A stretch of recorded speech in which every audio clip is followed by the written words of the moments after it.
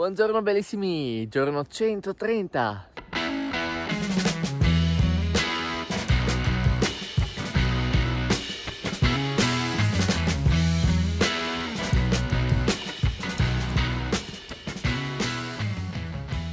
Sono le 10:45 e mi trovo esattamente a 100 km da Santiago de Compostela. Sono in un paesino di nome Bahamonde, ho fatto colazione. Non so bene che cosa ci prospetta la giornata, se ci saranno altri paesi oppure no, ma non abbiamo grandi necessità, ho ancora del cibo, quindi proseguiamo e scopriamo.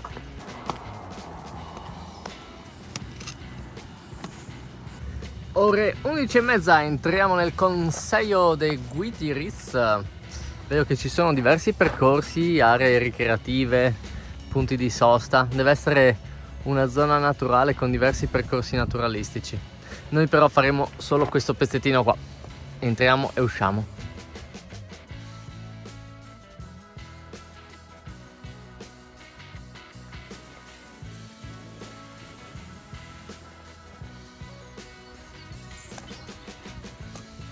Ore 12:15, pausa pranzo. Ho fatto colazione da non molto e ho fatto solo 10 km, però ho pensato, dato che ho fame, mangio ancora adesso così mi svuoto subito del peso e cammino più leggero.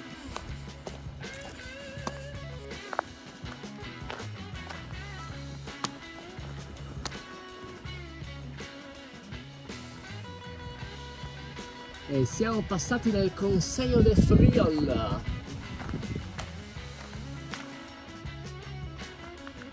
Ore 3:15, ho ripreso a camminare dopo la pausa pranzo, ho raggiunto un piccolo paesino con un piccolo supermercato locale e ho comprato della cioccolata. E stavo anche pensando stamattina che se facessi 35 km al giorno per 3 giorni raggiungerei già Santiago de Compostela. Però non so, non mi va di correre così tanto, quindi mi sa che la facciamo in 4 giorni e ce la godiamo un po' di più. Ore 3:20, siamo in un paesinino chiamato Miraz. E finalmente ho trovato una fontana, è da questa mattina che ho finito l'acqua.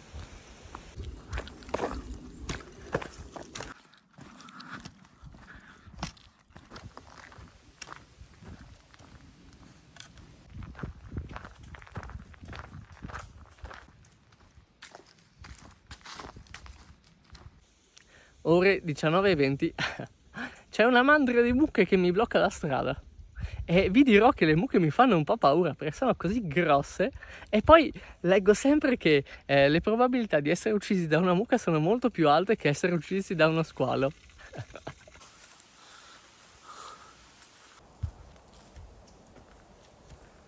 Ore 6:40, ho camminato con un buon passo per diverse ore e sono già a 33 km percorsi, però il corpo mi dice che può andare avanti ancora tanto, quindi continuiamo. C'è luce, ho acqua, cibo poco, però abbastanza per oggi.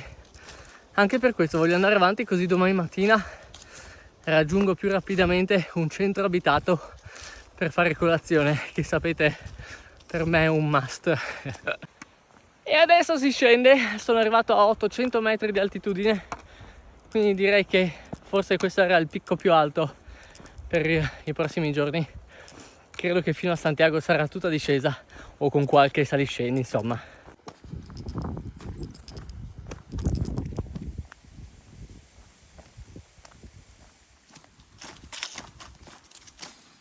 Ore 7:20, sono a quota 36 o 37 km, ma sono molto motivato a farne altri 6 perché ho sentito Roy, mi ha detto che si trova a Sobrado, che è a 6 km da qua, che dormirà in un monastero e che ha ritrovato tutto il gruppo dei pellegrini con cui ho fatto amicizia. Quindi dai, potrebbe essere un bel modo di concludere queste ultime giornate prima di arrivare a Santiago. E poi un letto potrebbe essere una bella ricompensa per una tappa da 42 km. Ore 10, ho trovato i ragazzi Adesso li seguo fino al monastero, vediamo se posso veramente fermarmi qua o se invece devo continuare a cercare un posto per la notte. Spero tanto di potermi fermare.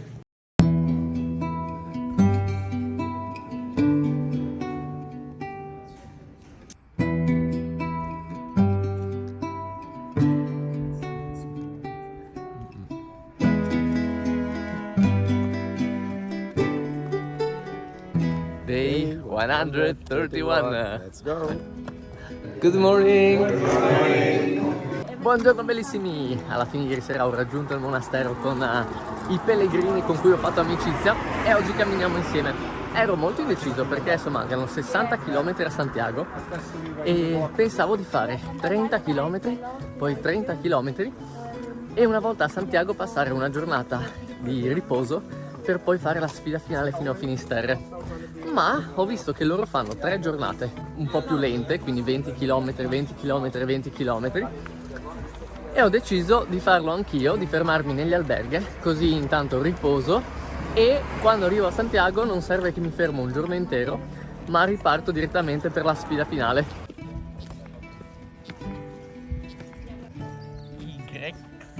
In Grecia.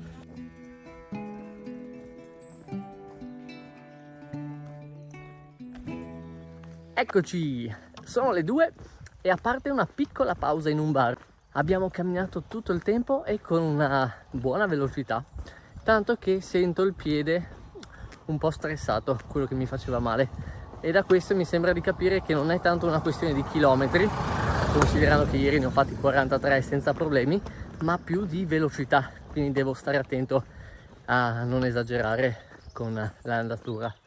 In compenso oggi faremo pochi chilometri e quindi tra poco saremo già arrivati. Se trovo un posto dove mettere la tenda. Ho provato a telefonare all'albergo dove si fermano loro e mi hanno detto che non ci sono letti.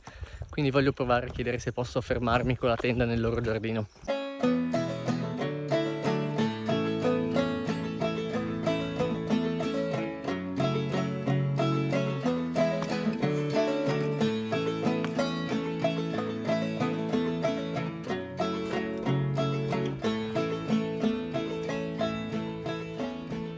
Eccoci, sono le 6:30 di sera e le cose hanno preso una piega inaspettata. Allora, abbiamo camminato tutta la mattina e il primo pomeriggio anche con una certa velocità, infatti come dicevo sentivo il piede sotto sforzo, ma poi siamo arrivati ad Arzua, la cittadina dove il cammino del nord e il cammino di Santiago, quello francese, si incontrano, quindi c'è un grosso flusso di pellegrini e infatti l'albergo dove si sono fermati tutti i ragazzi era strapieno, non c'era più neanche un posto.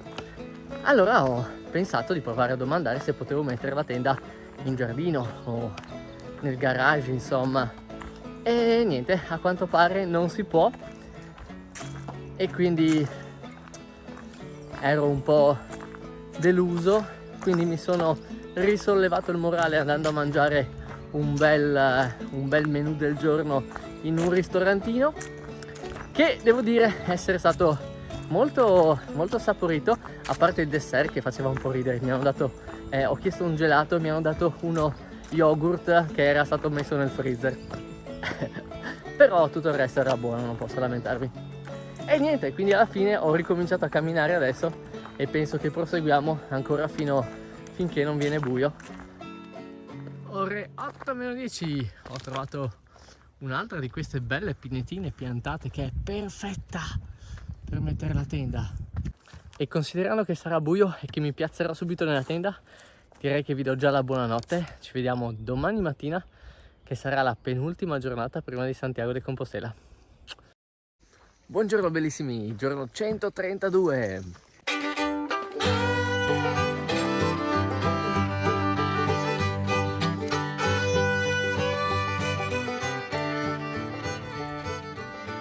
Mamma mia, mi avevano detto che gli ultimi 100 km del cammino francese erano quelli più frequentati, ma non mi aspettavo tutta sta gente. Porca miseria, si vede che ci siamo collegati all'altro cammino.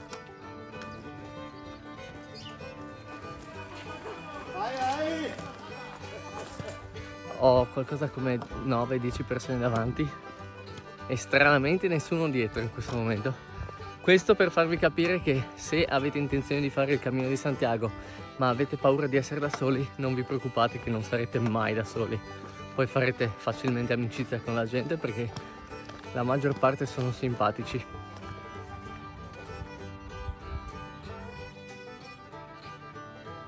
Ci vediamo in Italia, ragazzi! Ore 12:30, ho raggiunto la cittadina di Opino,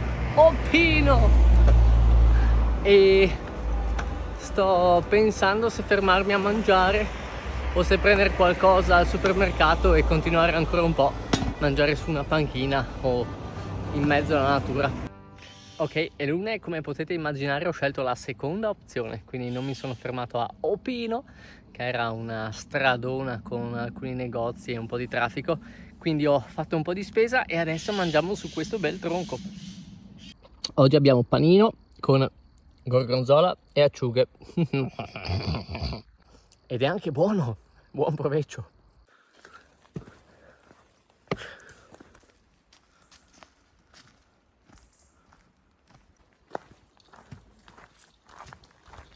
Ok, sono le 5:10 e ho raggiunto il luogo dove Naomi ha prenotato per tutto il gruppetto. È molto carino, non è esattamente un alberghe, è più tipo un piccolo hotel, un ostello, un bed and breakfast. Il prezzo è praticamente lo stesso degli alberghi, sono 15 euro ed è molto molto bello. Tra l'altro la persona che mi ha accolto è stragentile e simpatica. Ore 6 e ho fatto una bella doccetta, sono pulito, ho profumato, ho messo in carica le power bank, la torcia frontale che deve essere bella carica dopodomani e adesso andiamo a fare un po' di spesa. È sabato, quindi spero di trovare un supermercato aperto. Ore 6:10, ho fatto la spesa, ho comprato tutto ciò che serve per fare una carbonara ai ragazzi. C'è 1 chilo di pasta, ho preso 3 etti di pancetta e non bacon, non c'era il guanciale, mi spiace. Ho preso 12 uova e l'unica cosa che mancava era il parmigiano e quindi ho dovuto prendere del formaggio grattugiato locale che cambierà un po' il sapore. La pasta invece è gallo, quindi in teoria dovrebbe essere pasta italiana. Buon appetito!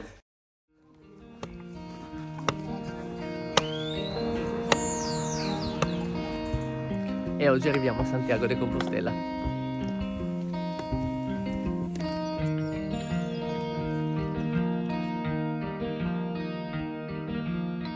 Non abbiamo veramente nessuna fretta di arrivare a Santiago, la stiamo prendendo con un sacco di calma e stiamo facendo giochi lungo la strada, il che è interessante perché sembra quasi che non vogliamo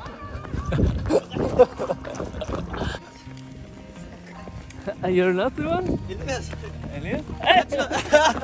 È interessante perché sembra quasi che non vogliano finire il viaggio, vogliono farlo durare il più possibile invece di raggiungere la meta adesso che siamo così vicini, e questo dice tanto.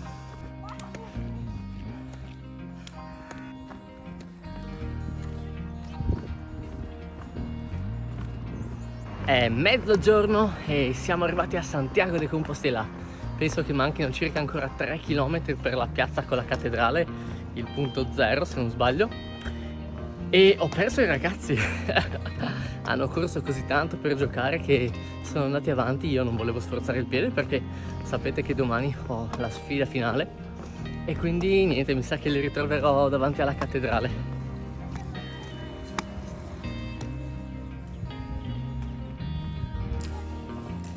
Eccoli là, li ho ritrovati.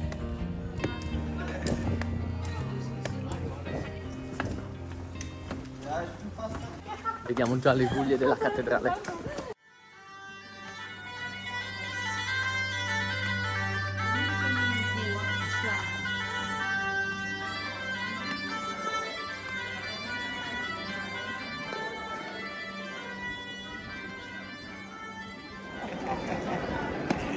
È l'una esatta e siamo a Plaza de Obradoiro, ovvero la piazza con la cattedrale che è il termine del cammino per molti pellegrini. Noi però proseguiamo fino a Finisterre e devo dire che È una bella sensazione essere arrivato fin qua, ma mi sento ancora in viaggio. Ok, sono le 2 ed è il momento di andare alla ricerca dell'alberghe dove ci fermeremo stanotte e poi andiamo a trovare un posticino per mangiare, poi ci prepariamo e ci carichiamo per domani.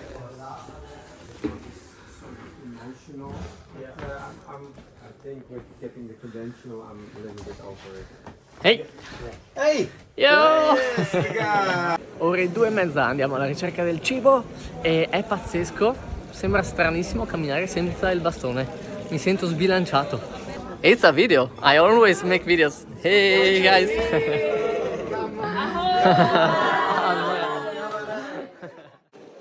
Per quanto riguarda la cittadina di Santiago de Compostela, devo ammettere che sarei curioso di visitarla più di così e sarei stato curioso di vederla messa perché ho sentito delle informazioni al riguardo e sembra molto interessante, però veramente avevo bisogno di riposare. Magari dopo Finisterre ci fermiamo un giorno in più e la visitiamo, ma vediamo, chissà. Insomma, per fare i turisti c'è sempre tempo.